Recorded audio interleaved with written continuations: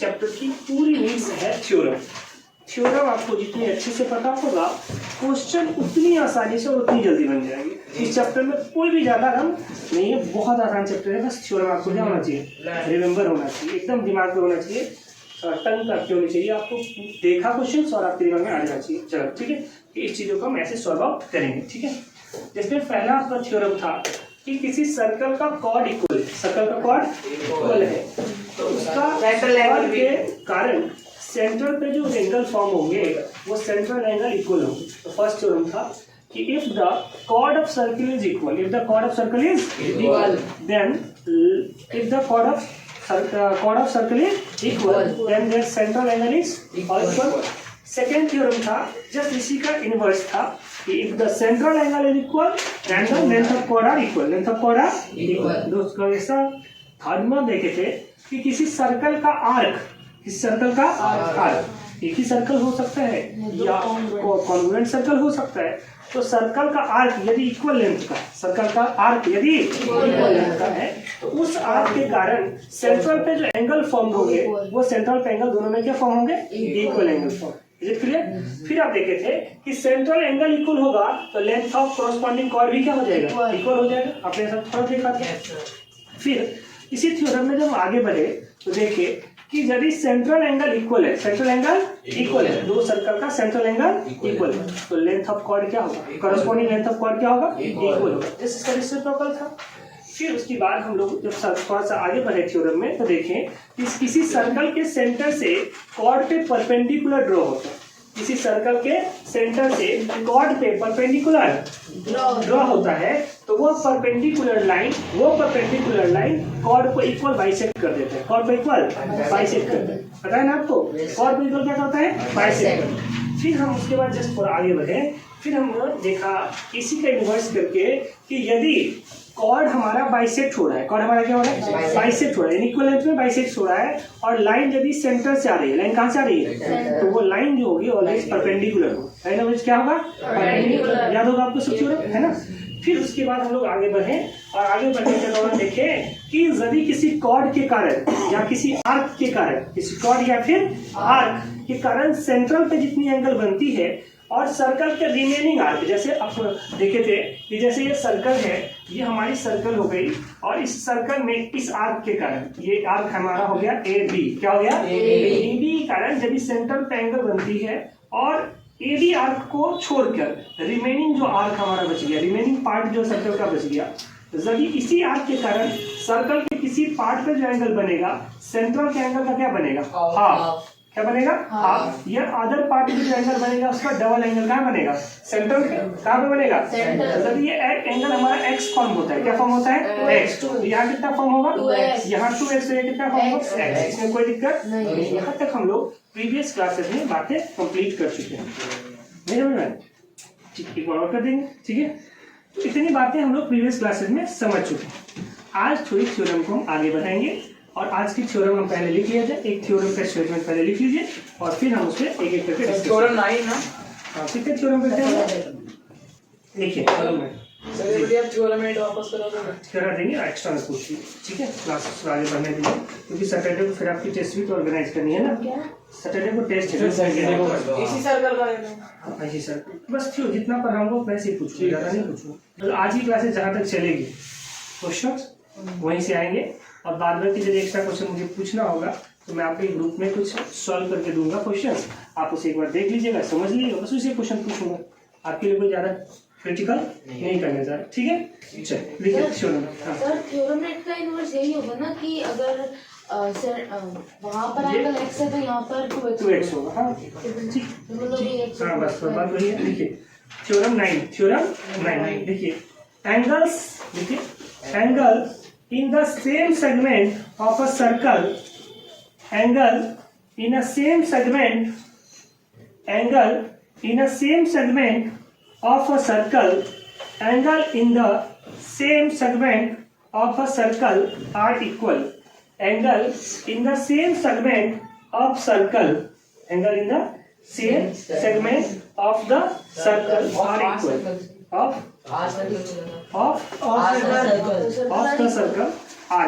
the circle are equal. Clear?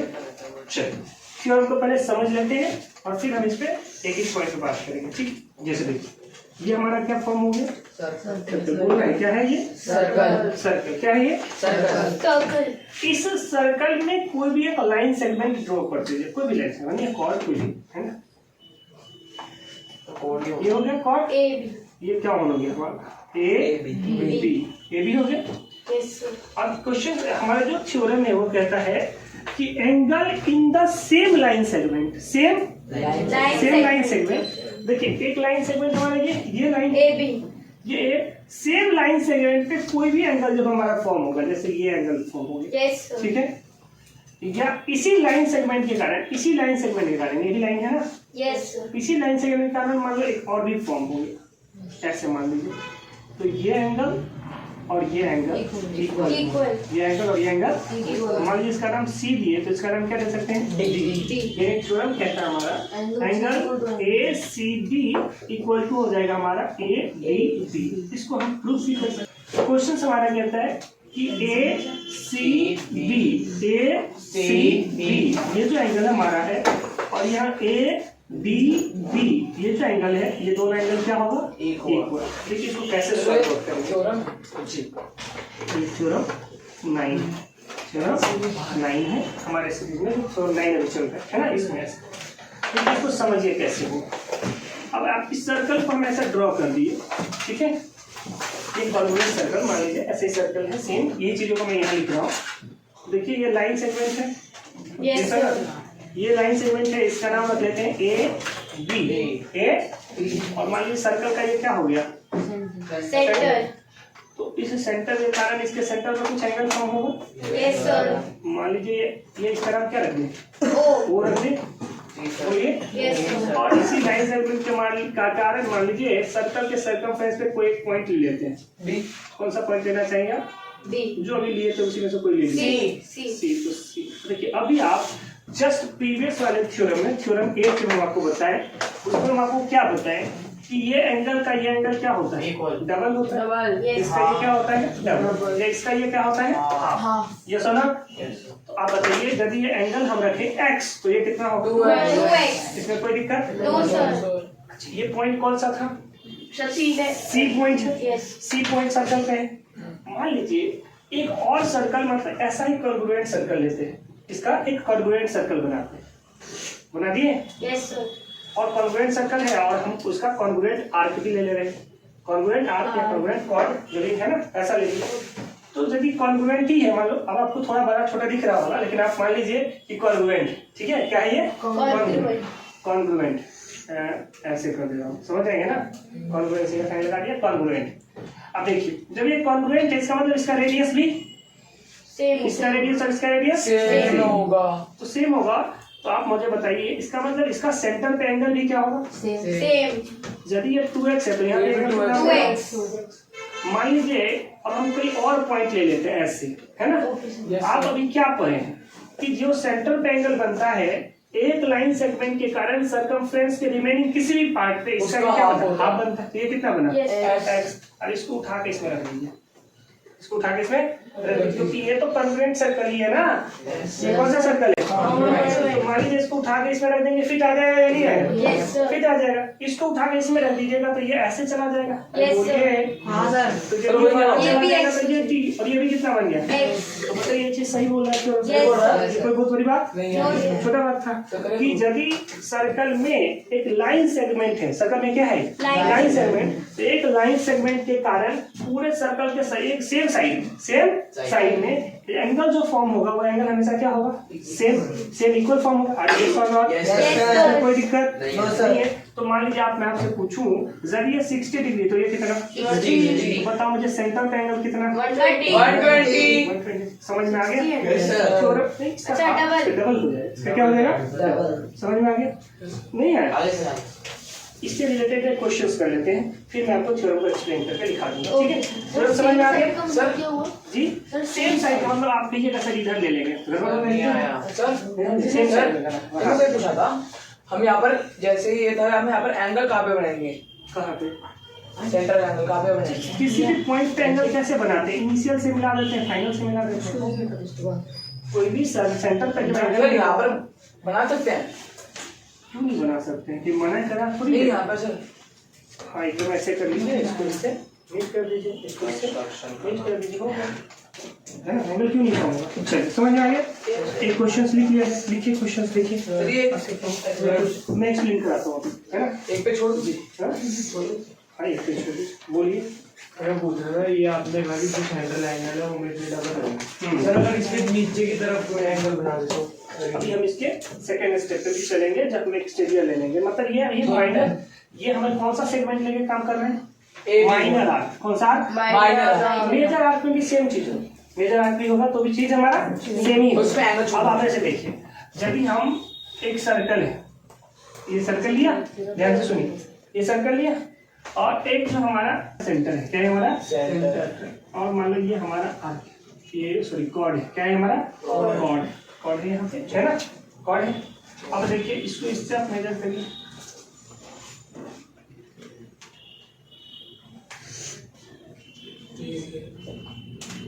कुछ भी हो जाए, ये एंगल और ये एंगल सेम है।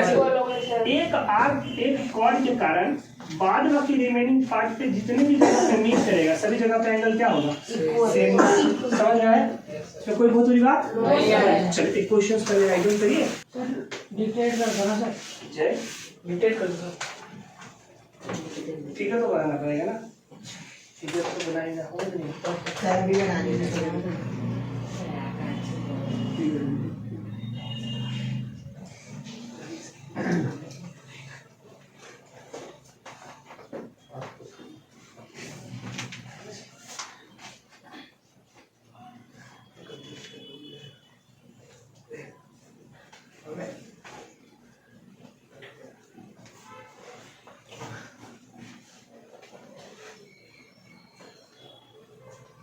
चलिए अब हमको यहाँ एक फिगर है, in figure angle A B C equal to 69 degree, angle A C B equal to 31 degree, find angle B D C. हमें B D C angle find करना है, B D C, B D C sir एक minute. जी हो गया, ठीक। कितना है? 40। चेक कर देखते हैं, है ना। फिर से एक बार ट्राई करिए, सर निकल गया तो कितना है? 80। Very good. सर जिन लोगों का 80 आया है वो लोग एकदम सही चल रहे हैं। एकदम छोटा सा क्वेश्चन है, आप थोड़ा सा भी दिमाग लगाएंगे ना आप इसमें उलझेंगे नहीं तो बन जाएगा। देखिए सर एक सेकंड एक बार मैं थोड़ा सा आपको hint कर सर 1 मिनट। सर बहुत ही एक एंगल निकल गया दूसरा एंगल निकल गया। देखिए एक बार देख लीजिए, है ना। सर 80 आ रहे हैं। कौन सा एंगल निकालना है हमारा? बी, ध्यान से देखो, बी डी सी, ये एंगल फाइंड करना है, ये एंगल फाइंड करना है ना।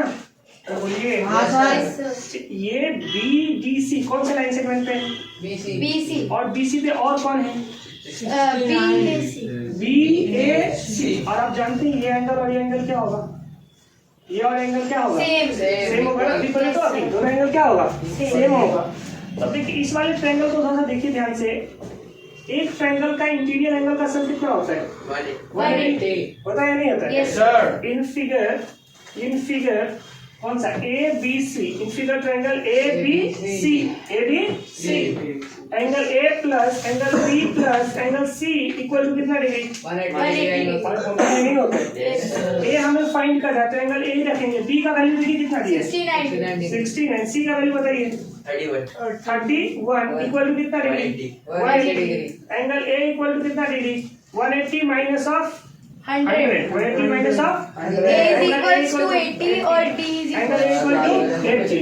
ये 80 तो ये कितना? 80। सर वो एंगल ले कर दो।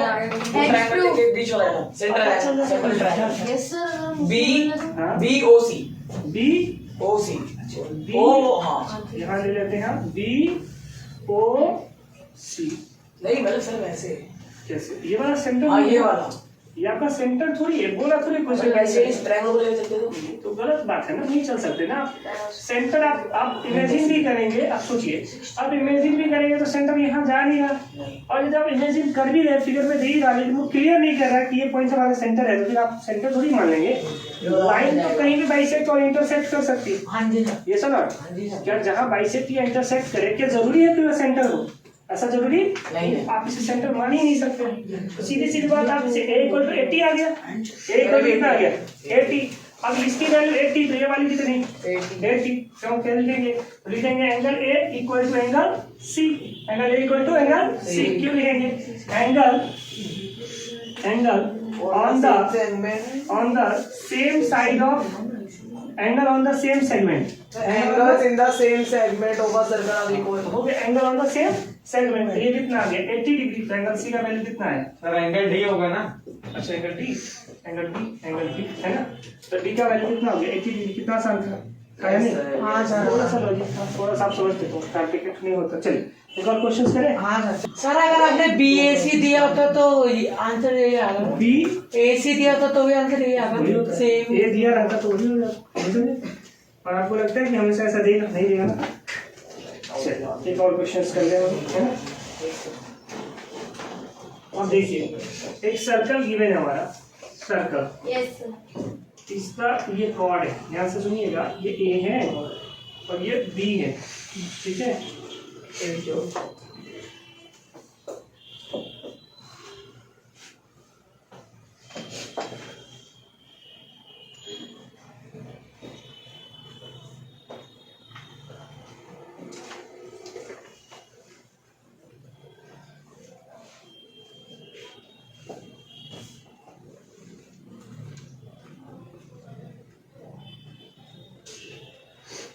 सर बी की क्या दिया है?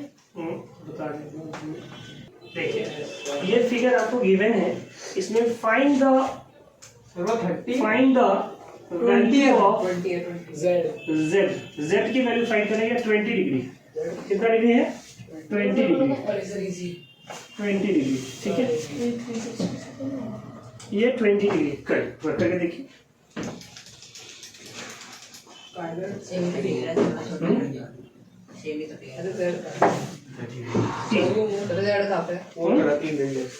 जेड यहाँ, ये जेड है, ये कौन सा है? Find the value of Z. थोड़ा सा दिमाग लगाइए, थोड़ा सा माइन्यूट सा, थोड़ा सा तो काम हो जाएगा। कुछ थोड़ा सा दिमाग लगाइए। ट्रायंगल चैप्टर 115 आप थोड़ा सा आसपास में है, थोड़े आसपास में निकल गया, थोड़े आसपास में है। आंसर के जस्ट करिए। सर एक से कितना नहीं गलत चल रहे हैं, थोड़े से आप ठीक चल रहे हैं, लेकिन थोड़ा सा और करेंगे तो चल जाएंगे। आप पहुंच गए हैं, आंसर के जस्ट नजदीक में है आप, तो बहुत नियरेस्ट में। 105 अब उसी के बीच का बोल दीजिएगा तो काम बन जाएगा। 110 उतना नहीं लगाना। देखिए कितना आसान है, देखिए ध्यान से देखिए। ये ए बी, देखिए ध्यान से, ए बी लाइन सेगमेंट हो गया। ए बी क्या हुआ हमारा, इस पे एक एंगल हमारा कौन है, ए डी बी, और एक क्या है ए सी बी। अरे हाँ या नहीं? Yes sir. अब आप बताइए ये एंगल और ये एंगल इक्वल है, क्यों होगा? क्योंकि सेम लाइन सेगमेंट पे, सेम लाइन। तो हमें निकालना जेड है, लेकिन हम डी निकाल दे तो भी हमारा काम बन जाएगा ना। यस और इसे निकालना तो चुटकी का खेल है। ये स्ट्रेट लाइन, ये 130, तो ये कितना 50। अरे बोलो लीनियर पेयर से, ये 130 तो ये कितना 50 से एक स्ट्रेट लाइन से माइनस करेंगे लीनियर पेयर। तो ये 130 तो ये कितना 50। तो ट्रायंगल कर नहीं है पूरा। ओ अच्छा। तो ये 50। इस वाले ट्रायंगल को सर्च करिए, इस वाले ट्रायंगल का सम कितना? अरे ट्रायंगल का वाला एंगल का सम कितना? 70 प्लस 20 70, और ये कितना 110, ये 110, तो ये भी कितना 110। तो ये देखो कितना निकाला आसान था। अब यहाँ से लिख सकते हैं, ये लिख सकते हैं in figure angle A L B, angle A L B, A L B plus, बोलिए B L P, B B है ये B, angle B L D कितना डिग्री? कौन सी property? Linear pair, linear pair, linear pair, ऐसा लिख सकते हैं कि नहीं? लीनियर पेयर से लिख सकते हैं। ए एल बी कितना गिवन है हमारा? ए एल बी कितना गिवन है? 130 degree plus angle B L D equal to 180 degree, minus तो angle B L D equal to 180 degree minus of 130 degree. Yes sir, ये सुनो, यहाँ से angle B L D equal to कितना degree? 50 degree, कितना degree? 50 degree. समझ में आ रहा है? सर एक बार 110 कैसे आता है बताना सर मालूम? अभी तो ही बता रहे हैं ना। अरे 180 को 180 से माइनस कर किससे? जी 180 को 130 आ जाएगा ये आपको समझ में नहीं आया? ये स्ट्रेट लाइन है, हाँ सर। ये कैसा लाइन है? Straight line. इसका ये क्या है? इसका ट्रांसवर्सल मुझे कट रहा, डिवाइड कर रहा है, तो ये इतना एंगल कितना है? 130। ये कितना एंगल है? टोटल कितना होता है?